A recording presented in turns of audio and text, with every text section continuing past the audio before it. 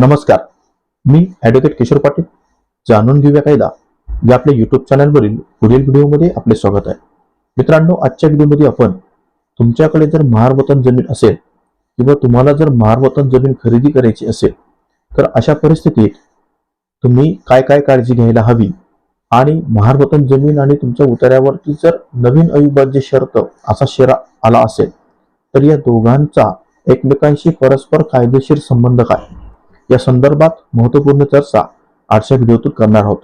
मित्रांनो, व्हिडिओला सुरुवात करण्या अगोदर तुम्ही जर आज पहिल्यांदा आपल्या चॅनलला भेट दिली असाल किंवा तुम्ही जर आजपर्यंत आपलं चॅनल सबस्क्राईब केलं नसेल तर ते चॅनल आज रोजी लगेच सबस्क्राईब करा, जेणेकरून आपण यूट्यूब चॅनलच्या माध्यमातून जी काही माहिती देत असतो ती तुम्हाला वेळोवेळी मिळत राहील. मित्रांनो, आपल्याला माहित असेल की महारवतन जमीन म्हणजे अशी जमीन की त्या जमिनीचा व्यवहार, खरेदी, विक्री, कोणतंही हस्तांतरण हे तुम्हाला जिल्हाधिकारी यांच्या परवानगीशिवाय करता येत नाही. या संदर्भातली कायदेशीर परिस्थिती अशी की या जमिनी या वतन म्हणून महाराष्ट्र शासनाने त्या लोकांना दिलेल्या होत्या आणि त्या जमिनी दिल्यानंतर त्याच्यावर महारवतन असे शेरे टाकण्यात आले. परंतु इन्फेरियर विलेज ॲबॉलिशन ऍक्ट म्हणजे कनिष्ठ गाव कामगार नोकर कायदा 1958 हा जो कायदा तयार करण्यात आला, तर हा कायदा तयार करण्यात आल्यानंतर त्याची अंमलबजावणी कायदेशीररित्या करण्यात आली आणि अंमलबजावणीनंतर ज्या जमिनींवरती महारवतन असे शेरे होते तर ते शेरे हे कमी झाले. म्हणजे काय की महारवतन हे खालसा करण्यात आले आणि खालसा करण्यात आल्यानंतर त्यामध्ये 3 पट शेतसाऱ्याच्या 3 पट नजराणा ही शासनाला दिली आणि त्यानंतर त्या जमिनीवरती नवीन अविभाज्य शर्त असा शेरा दाखल झाला. नवीन अविभाज्य शर्त याचा अर्थ असा की ती जमीन तुम्हाला जिल्हाधिकारी यांच्या पूर्वपरवानगीशिवाय कोणत्याही व्यक्तीला हस्तांतरण करता येणार नाही. आणि महत्वाची गोष्ट म्हणजे अशी की अविभाज्य शर्त म्हणजे काय की त्याचे तुम्हाला परवानगी घेतल्याशिवाय वाटणी, विभागणी किंवा तुकडे करता येणार नाहीत, अशी अट त्या नवीन अविभाज्य शर्त या शेऱ्याचा होतो. आता जर समजा ती जमीन जर तुम्हाला विकायची असेल तर अशा परिस्थितीत मात्र तुम्हाला ती विकताना जिल्हाधिकारी यांची परवानगी घेणं बंधनकारक होतं.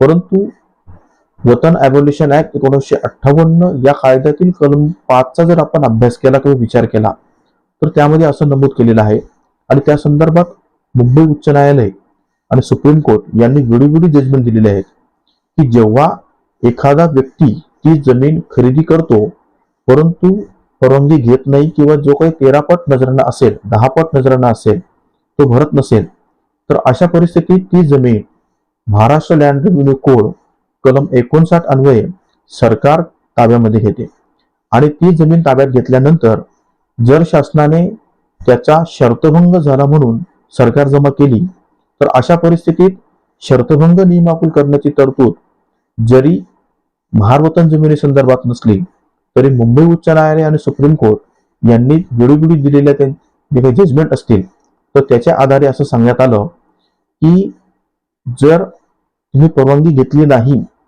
आणि जर तुम्ही आज रोजी जर तो 13 पट नजराणा किंवा 10 पट नजराणा शासनाला देण्यास तयार असाल तर तो झालेला व्यवहार हा कायदेशीर होतो आणि त्यासाठी महाराष्ट्र लँड रेव्हेन्यू कोड कलम 59 ची कोणतीही कायदेशीर बाधाही निर्माण होत नाही. त्यामुळे तुमच्या बाबतीत जर काही अशी काही परिस्थिती असेल तर या व्हिडिओचा त्या लोकांना फार मोठ्या प्रमाणात फायदा होऊ शकतो. कलम 5.3 आणि कलम 5.5 यामध्ये असं म्हटलेलं आहे की जोपर्यंत तुम्ही तो नजराणा भरत नाही तोपर्यंत तो व्यवहार हा कायदेशीर किंवा वैध होत नाही. परंतु जर तुम्ही तो नजराणा भरायला तयार असाल अशी जर तुम्ही इच्छा व्यक्त केली तर मात्र जो काही झालेला व्यवहार असेल तर तो तुम्हाला नियमाकुल करून घेता येऊ शकतो.